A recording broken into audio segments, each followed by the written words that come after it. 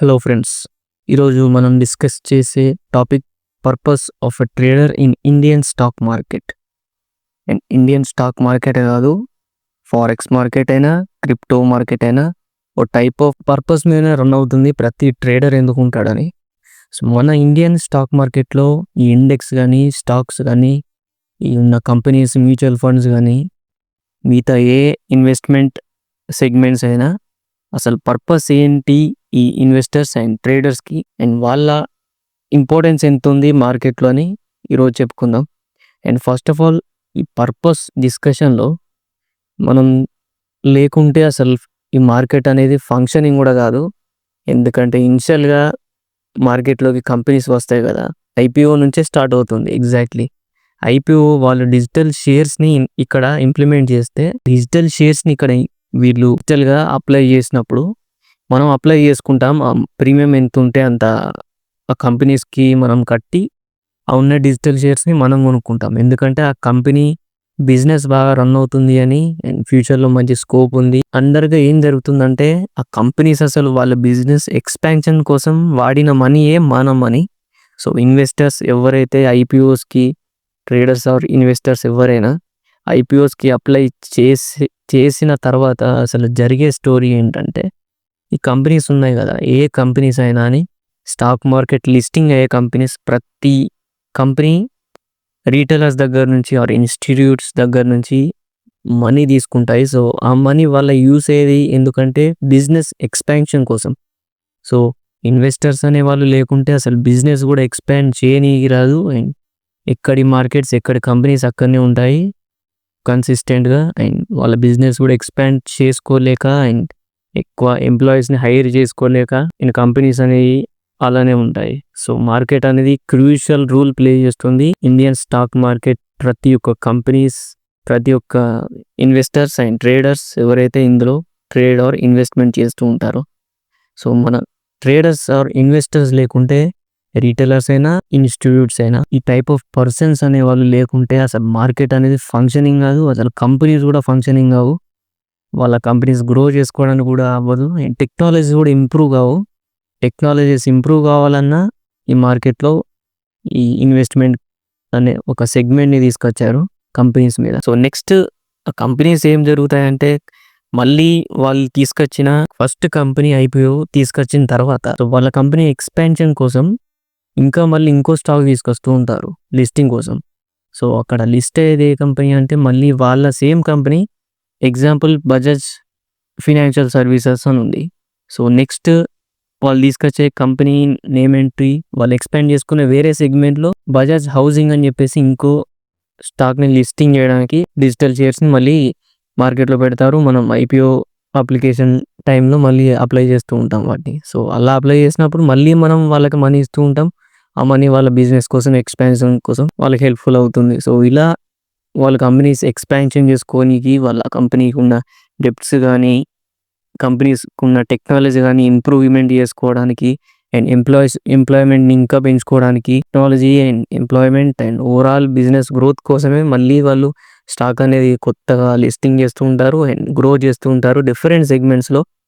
ఇది ఒక financial service అనే కాదు, ఒక బ్యాంక్ మీద అయినా కావచ్చు, ఒక హౌసింగ్ ఆర్ ఎన్బిఎఫ్సి అయినా కావచ్చు, ఏ టైప్లో అయినా తీసుకొస్తారు. అది రియల్ ఎస్టేట్ అయినా, automobile or anything else, A segments అయినా, ఏ ఫ్యూచర్లో ఉన్న ఏ ఇండస్ట్రియల్ కంపెనీస్కైనా ఇక్కడ నుంచి వాళ్ళు నెక్స్ట్ ఐపీఓని అప్లై చేస్తూ ఉంటారు. సో నెక్స్ట్ ట్రేడర్స్కి ఉన్న మెయిన్ ఇంపార్టెన్స్ ఏంటంటే లిక్విడిటీ బిల్డింగ్. లిక్విడిటీ బిల్డింగ్ అంటే ఏం లేదు, బయింగ్ అండ్ సెల్లింగ్. ఈ బయింగ్ అండ్ సెల్లింగ్ ఎక్కువ చేసినప్పుడే వీళ్ళకి అడ్వాంటేజ్ ఉంటుంది. అడ్వాంటేజ్ అంటే ఇప్పుడు కొన్న ఇన్వెస్టర్స్కి మళ్ళీ అమ్మడానికి ఇంకొక ఇన్వెస్టర్ రావాలి ఆర్ ట్రేడర్ రావాలి. సో ఒక ఎగ్జాంపుల్ చెప్తాను. ఒక కంపెనీ ఉంది. సో ఆ ఒక్క కంపెనీలో మీరు ఎంట్రీ తీసుకుంటారు, ఐపీఓ కొనుక్కొని ఉంటారు ఒక పర్సన్. అండ్ ఇంకో పర్సన్ వచ్చి అది కొనుక్కోవడానికి చూస్తాడు. సో ఫస్ట్ ఆఫ్ ఆల్ ఆ కొనుక్కున్న డిజిటల్ షేర్స్ని మళ్ళీ ఈయన ఏం చేయాలి, ఫస్ట్ పర్సన్ ఈ సెకండ్ పర్సన్కి అమ్మాలి. సో సెకండ్ పర్సన్కి అమ్మినప్పుడు వాళ్ళ సెకండ్ పర్సన్ వచ్చి దాన్ని తీసుకోవాలి, బై చేసుకోవాలి. సో సెకండ్ పర్సన్ అనేవాళ్ళు లేకుంటే ఫస్ట్ పర్సన్ మాత్రం అలానే ఉండిపోతాడు అండ్ ఆ షేర్ ప్రైస్ కూడా గ్రో అవ్వదు.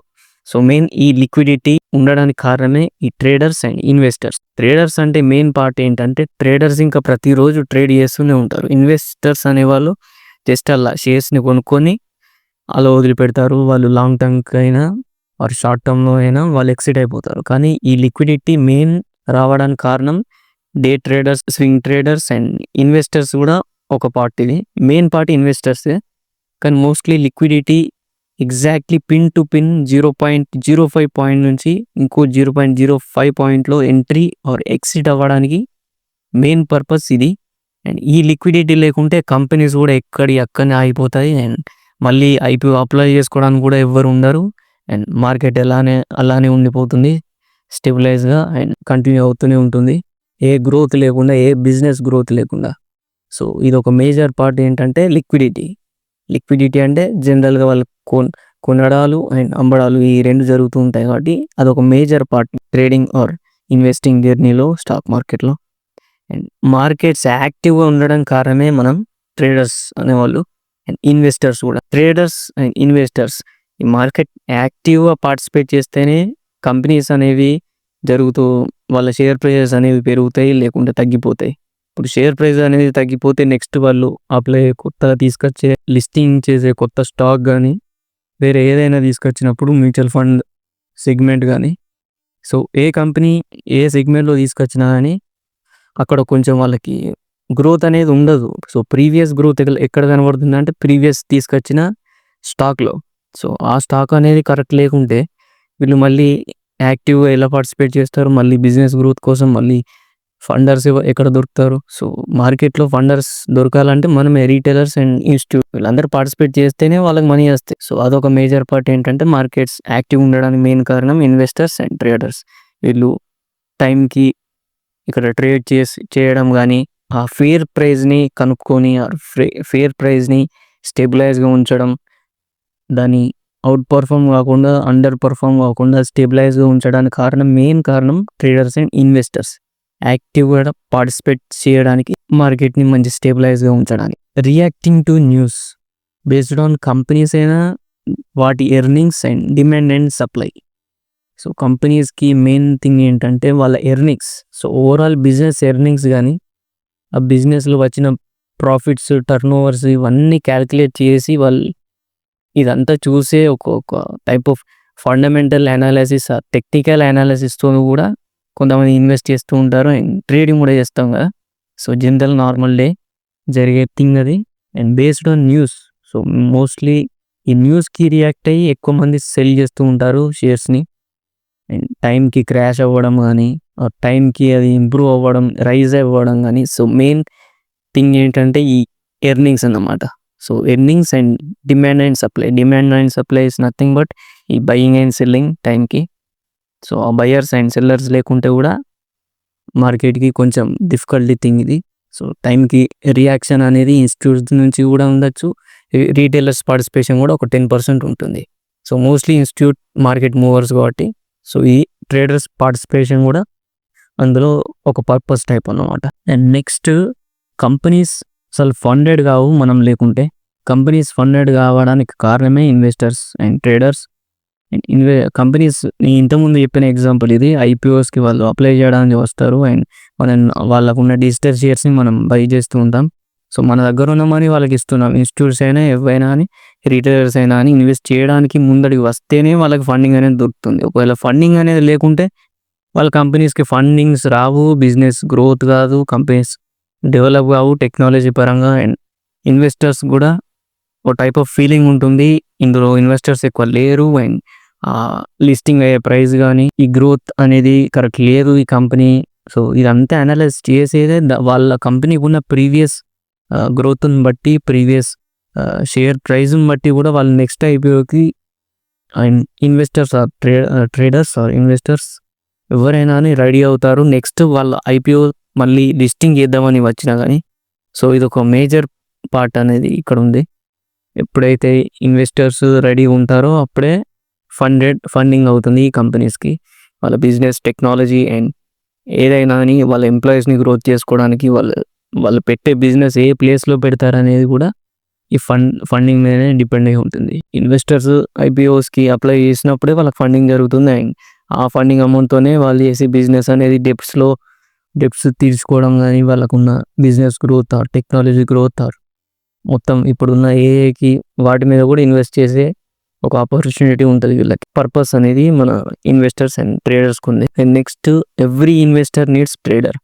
సో ఈ ఇంకొక బెస్ట్ ఎగ్జాంపుల్ ఏంటంటే, మనం అనుకుంటాం అసలు మనం జస్ట్ ట్రేడింగే చేస్తున్నాం, మరి ఇన్వెస్టింగ్ చేయట్లేదు కదా, మరి పర్పస్ ఏముంది అని. సో ఇన్వెస్టర్స్‌కి ఈ సెల్లర్స్ అనేవాళ్ళు లేకుంటే ఆర్ బయ్యర్స్ ఎవరైతే షేర్ ప్రైస్‌ని బై చేసుకొని దాన్ని డెలివరీగా లాంగ్ టర్మ్‌లో వెళ్ళాలనుకుంటే దానికి ఎగ్జిట్ ప్లాన్ ఉండాలి కదా. సో ఎగ్జిట్ ప్లాన్ ఎక్కడ? Cell orders. సో సెల్లింగ్ చేసే వాళ్ళు ఎక్కడ ఉంటారు? ట్రేడర్స్, ఇంట్రాడే ట్రేడర్స్ అంటారు వీళ్ళని. ఆర్ ఎంటీఎఫ్లో కూడా మనం బై చేసుకొని దానికి 4x 3x ఇలా తక్కువ డబ్బులతోని కూడా మనం ఎంటీఎఫ్లో తీసుకువెళ్ళొచ్చు. కానీ అక్కడ ఇంట్రెస్ట్ రేట్ ఉంటుంది, ఒకటి టైప్ ఆఫ్ ఇంట్రెస్ట్ రేట్. అది ప్రతి ఒక్క బ్రోకర్ దాన్ని తీసుకొచ్చాడు కూడా. సో ఎంటీఎఫ్లో మళ్ళీ బ్రోకర్ అనేవాడు మనకి ఇంట్రెస్ట్ రేట్ ఉంటుంది కాబట్టి ఇంట్రెస్ట్ రేట్ ఒక టైప్ ఆఫ్ ఎక్స్పెన్స్ కింద వెళ్ళిపోతుంది. అలా కూడా ఇన్వెస్టర్స్ అయినా ట్రేడర్స్కైనా ఒక ఆపర్చునిటీ దొరుకుతుంది. ఇప్పుడు every investor needs trader. So ఇప్పుడు వాళ్ళు డెలివరీలో కొనుక్కుంటారు, కానీ సెల్ చేయడానికి రెడీ ఉన్నప్పుడు ఇంకొక బయ్యర్ అనేవాడు మళ్ళీ రెడీ ఉండాలి కదా. సో బయ్యర్ అనేవాడు మళ్ళీ రెడీ ఉండాలంటే ట్రేడర్స్ రావాలి.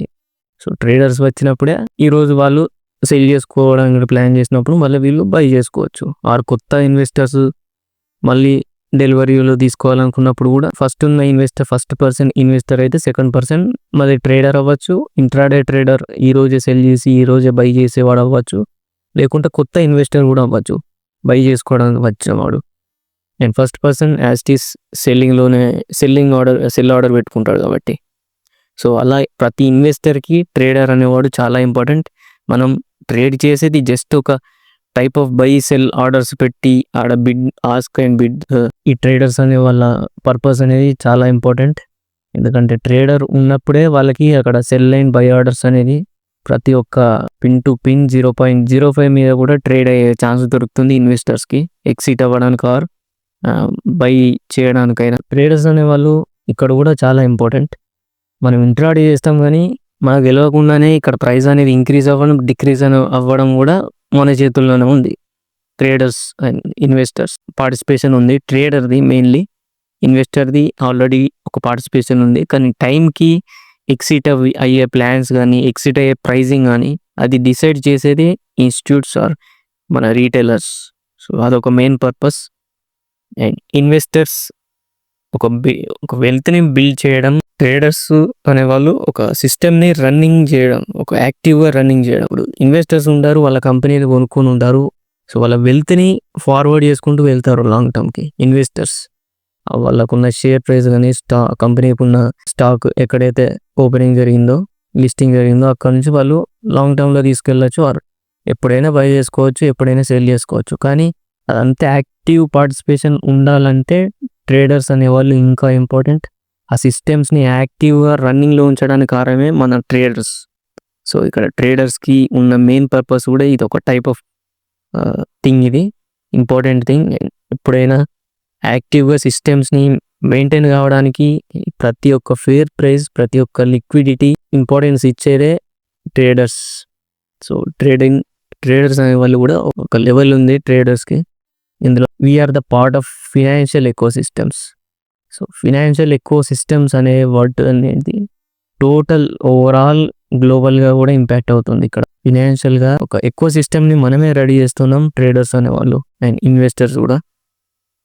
ఈ ట్రేడర్స్ అండ్ ఇన్వెస్టర్స్ కనుక లేకుంటే మాత్రం ఈ ట్యాక్సెస్ కానీ మన బ్రోకరేజ్ రెవెన్యూ, బ్రోకర్ కంపెనీస్ కానీ గవర్నమెంట్కి ట్యాక్సెస్ కానీ అండ్ సెబీకి ఛార్జెస్, ఎన్ఎస్సికి ఛార్జెస్, ఎన్ని కంపెనీస్ ఇన్ని ఇన్స్టిట్యూట్స్ రన్ అవుతున్నాయి చూడండి ఇక్కడ. సో మనం కట్టే ట్యాక్సెస్ అనేవి డైలీ బ్రోకరేజ్ కింద వెళ్ళిపోతాయి. ఆ బ్రోకరేజ్ కంపెనీస్కి మళ్ళీ ఎంప్లాయర్స్ ఉంటారు, వాళ్ళకు కూడా మనం ఓ టైప్ ఆఫ్ ట్యాక్సెస్ పే చేస్తున్నాం. అండ్ గవర్నమెంట్ కూడా ఇక్కడ ట్యాక్సెస్ పే చేస్తున్నాం. ఎస్టీటీ కింద సెక్యూరిటీ ట్రాన్సాక్షన్ ట్యాక్స్ ఆర్ ఇంకా ఉన్నాయి, అవి కూడా ఫ్యూచర్లో ఒక వీడియో చేస్తే ఆ ట్రాన్సాక్షన్ ట్యాక్స్ కానీ మిగతా taxes, turn over, anything. So అన్నిటి మీద ఒకరోజు వీడియో చేస్తాం ఈ ట్యాక్సెస్ విషయంలో. అండ్ సెబీ కూడా మనం ఒక ఫీజు పే చేస్తున్నాం ఇందులో. అండ్ ఎన్ఎస్సి కూడా ఉంటుంది కాబట్టి, ఎన్ఎస్సి స్టాక్ ఎక్స్చేంజ్ కాబట్టి, నేషనల్ స్టాక్ ఎక్స్చేంజ్ కూడా మనం ట్యాక్సెస్ పే చేస్తూనే ఉన్నాం. సో ఇక్కడ గవర్నమెంట్, ఇక్కడ SEBI and NSC and broker houses, so ఇంతమందికి మనం ఇందులో ట్యాక్సెస్ పే చేస్తున్నాం. సో ట్రేడర్ అనేవాడు ఎక్కడ తప్పించుకోలేడు అండ్ ఇన్వెస్టర్స్ కూడా తప్పించుకోలేరు ఈ brokerage and government or SEBI or NSC. So ఎవరి దగ్గర నుంచి అయినా ఎవరైనా మన మనీ తీసుకోవడానికి అందులో ఒక టైప్ చార్జెస్ ప్రీ డిఫైన్డ్గా చేసే పెట్టారు ఆల్రెడీ. ట్రేడర్స్ అండ్ ఇన్వెస్టర్స్ అనేది ఒక పార్టిసిపేషన్ ఉంటేనే వీళ్ళకి కూడా ఇక్కడ మంచి గ్రోత్ కనబడుతుంది, వాళ్ళ బిజినెస్ కూడా రన్ అవుతుంది, బ్రోకర్ కంపెనీస్ కూడా అంత మంచిగా సర్వైవ్ అవుతున్నాయి. సో మెయిన్ కారణమే మన ట్రేడర్స్ అండ్ ఇన్వెస్టర్స్. సో అది కూడా ఒక టైప్ ఆఫ్ మేజర్ ఇంపాక్ట్ చూపిస్తుంది మన కంపెనీస్ మీద, గవర్నమెంట్ మీద. అందుకే కొన్నిసార్లు మన గురించి ఆలోచిస్తారు అండ్ కొన్నిసార్లు వాళ్ళ గురించి కూడా ఆలోచిస్తారు SEBI department.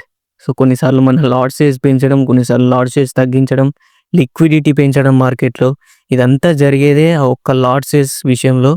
And strict rules, SEBI rules, consultation papers ఇవన్నీ ఉంటాయి కదా, ఇవన్నీ తీసుకొచ్చేదే ఆ టైప్ ఆఫ్ డిఫరెన్సెస్ చూపించడానికి. And we are traders to keep market liquidity. So మనమే లిక్విడిటీ తీసుకొస్తున్నాం. లిక్విడిటీ అంటే nothing but buying and selling. So మనం బై చేస్తేనే మళ్ళీ సెల్లింగ్ చేస్తేనే మార్కెట్ అనేది మూమెంట్ జరుగుతుంది. మనం లేకుంటే అసలు మూమెంట్ అనేది జరగదు. ఎక్కడున్న మార్కెట్స్ అక్కడనే ఉండిపోతాయి, ఇన్వెస్టర్స్ అయినా ఇన్స్టిట్యూట్స్ అయినా. సో ఇప్పుడు ఇన్స్టిట్యూట్స్ వాళ్ళు ఫైట్ చేస్తూ ఉంటే ఇటు డిఐఎస్ బై చేస్తూ ఉంటాయి, అటు ఎఫ్ఐఎస్ కొన్నిసార్లు బై చేసి మళ్ళీ సెల్లింగ్ చేస్తూ ఉంటాయి. సో ఇదంతా స్టెబిలైజ్ కావడానికి మళ్ళీ మన పార్టిసిపేషన్ కూడా ఒక మేజర్ పోర్షన్ ఉంది ఇందులో. సో ఎఫ్ఐఎస్ అనే వాళ్ళు వస్తుంటారు పోతుంటారు, అది నిర్మలా సీతారామన్ అమ్మగారు చెప్పారు కాబట్టి మనం కూడా ఒక type of major role play చేస్తూ ఉంటాం దీని కింద. అండ్ వాళ్ళు కూడా ఎంకరేజ్ చేస్తూ ఉంటారు, గవర్నమెంట్ కూడా మంచి ఎంకరేజ్ చేస్తూ ఉంటుంది ఇన్వెస్టర్స్కి మెయిన్లీ. అండ్ ట్రేడింగ్కి మాత్రం నో అనే చెప్తుంది ఎప్పుడు. అందే కన్సల్టేషన్స్ కానీ, కన్సల్టేషన్ పేపర్స్, స్ట్రిక్ట్ రూల్స్ కానీ ఏదైనా తీసుకొచ్చేది మన ఇంపార్టెన్స్ గురించే, మన సేఫ్టీ గురించే. సో వాళ్ళది తప్పేం లేదు, వాళ్ళు చెప్పేదంతా చెప్తూ ఉంటారు, మనం చేసే పనులన్నీ చేస్తూ ఉంటాం. సో ఇక్కడ హెడ్జింగ్ చేయకుండా, ఎక్కడ ప్రొటెక్టెడ్ సేఫ్టీ ప్రికాషన్స్ తీసుకోకుండా ట్రేడింగ్లో దిగుతాం అండ్ వచ్చిన పని చేసుకుంటూ పోతూనే ఉంటాం. సో మనం కూడా ఒక టైప్లో ఆలోచించాలి, ఇందులో సర్వే అవ్వాలంటే మనం ఇంకెంత సేఫ్టీ ఉండాలి, ఎంత ప్రొటెక్టెడ్ సెగ్మెంట్స్లో ఎంత ప్రొటెక్టెడ్ ఆప్షన్స్ తీసుకుంటే బెటర్ అని చెప్పేసి. సో మన ఇక్కడ మళ్ళీ ఇంకోటి ప్రైసెస్ ఫేర్. సో ఫేర్గా ప్రైజెస్ రన్ అవ్వాలంటే మెయిన్ ఇంపార్టెన్స్ వచ్చేసి మన ట్రేడర్స్ అండ్ ఇన్వెస్టర్స్. ట్రేడర్స్ అనేవాళ్ళు, ఇన్వెస్టర్స్ అనేవాళ్ళు ఈ మార్కెట్లో బయింగ్ అండ్ సెల్లింగ్ అనేది కరెక్ట్ లేకుంటే కూడా ఈ ప్రైజెస్ స్టాక్ ప్రైస్ అనేది స్టెబిలైజ్గా లేకుంటే అవుట్ పర్ఫామ్ చేసినా అండర్ పర్ఫామ్ చేసినా వాటిని స్టెబిలైజ్గా ఉంచితేనే మార్కెట్కి మంచిది.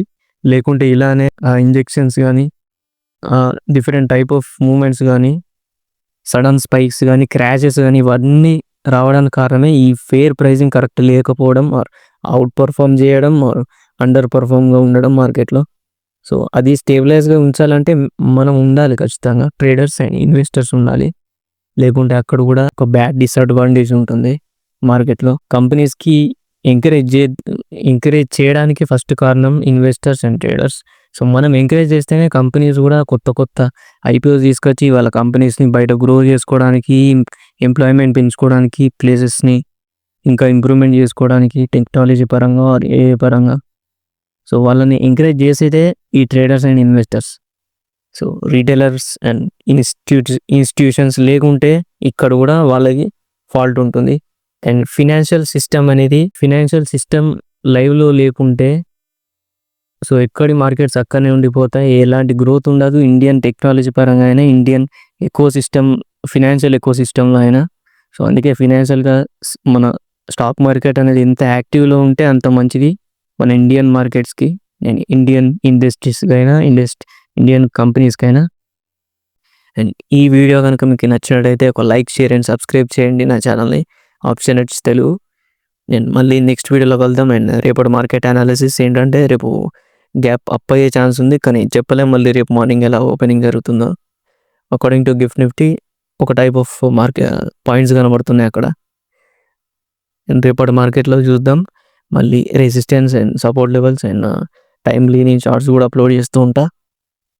అండ్ లైవ్ స్ట్రీమ్స్ కొన్నిసార్లు పెడతాను, కొన్నిసార్లు కుదరనప్పుడు పెట్టాను. అండ్ డైలీ అనాలిసిస్ వీడియోస్ కూడా పెడతాను. And subscribe to option Telugu.